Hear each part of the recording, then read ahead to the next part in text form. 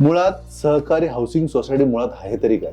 खऱ्या अर्थानं आपण जर पाहिलं तर सहकार चळवळ जर जगाचा जर आपण विचार केला तर जगामध्ये 1844 मध्ये इंग्लंडमध्ये ही पहिली सहकार चळवळ 28 विणकरांनी पहिली ग्राहक सहकारी संस्था त्या ठिकाणी निर्माण केली.